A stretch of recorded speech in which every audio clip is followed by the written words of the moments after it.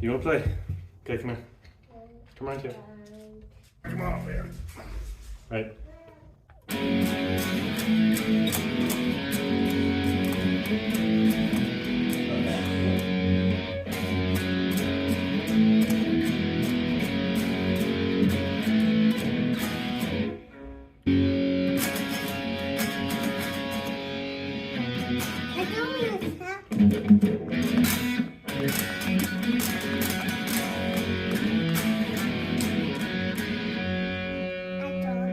You done? Okay. Bye bye. I put it like here. Okay. I buy far too many guitar parts, even when I've no use for them whatsoever. And this Fender Stratocaster neck is the perfect example of that. So this is a genuine Tom Delonge signature neck. I bought it from the USA in March last year. I paid $400 for it, so it was a pretty good price for the neck.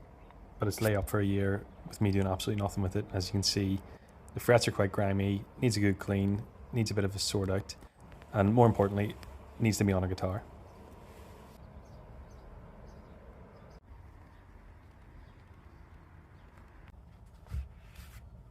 So this one I actually ordered back in September 2021 from the Electric Relic Co. on Instagram there, and also his website. I'll link these in the description. Pretty cool body. I told him I wanted a hardtail Stratocaster in shell pink with a relic. Give him an idea of what relic I wanted. It was an SSS routed body. I didn't know what I wanted to do with it at the time. And if you watch any of my shorts or TikToks, you'll have seen that I carved it out with a chisel pretty crudely just to show how it's done. Just to let a humbucker fit in the bridge position. But this is just another example of a part which I ordered and put aside for no good reason. Today we're going to put this together as a shell pink relic Tom DeLonge style signature Stratocaster. I mean, it's got a original neck anyway, so I suppose we can say it's half a Tom DeLonge signature Strat. So next thing I had to do was decide on a pickguard, and I had a couple of pickguards lying about. So we've got single ply matte black, we've got the 3-ply gloss black, and my personal favorite, which is the pearl white. Let me know which one you thought was best and if I made the right decision on that.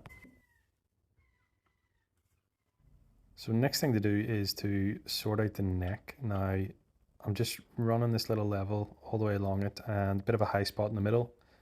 Mark it with a Sharpie and then get the sanding. There's nothing special about this, just a standard fret level and crown. Maybe I'll make a video at some point if I get enough interest on people wanting a tutorial. It's maybe not the exact right way to do it, but it's the way I do it. I get good results with it, in my opinion, so yeah.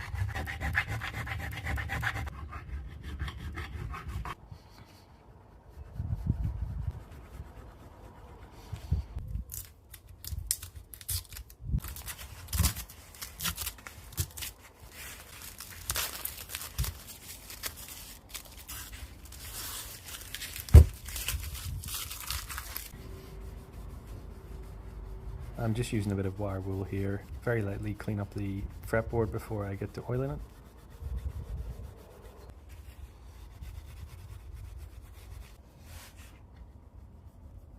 Now the guy that sold me this neck, this was his kind of graffiti tag style signature. I wasn't sure whether I was going to keep it on there or not, but I decided in the end to take it off. Just used a bit of the fret rubbers, just going from coarse down to fine. And then for the lemon oil, just to hydrate and sort the fretboard out. Now it starts to really pop and looks absolutely amazing. Now I think this neck is the perfect candidate for this relic body, because it is pretty beat up, but it's been played. That's the most important thing. It's not a neck that's sat around in a bedroom like my real DeLonge one. It's actually been played, so it's pretty cool. Feels amazing in the hand, and personally I think it looks amazing on this guitar. I would definitely not recommend using any kind of electric screwdriver or drill to put screws in, especially on the neck. So all I'm doing here is just setting them in slightly, and then I'll screw them by hand the rest of the way.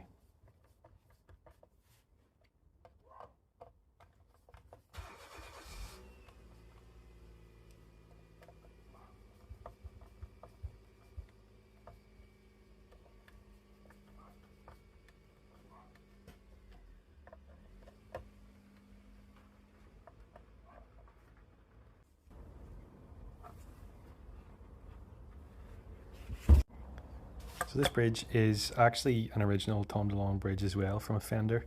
It's off my real Tom Delonge Strat, which has a Clusen on it, as you can see here. Now, don't be like me and forget to put the ground wire in before you screw your bridge on. I do it every single time on every single build and then have to take the bridge off again. It's a pain in the hole.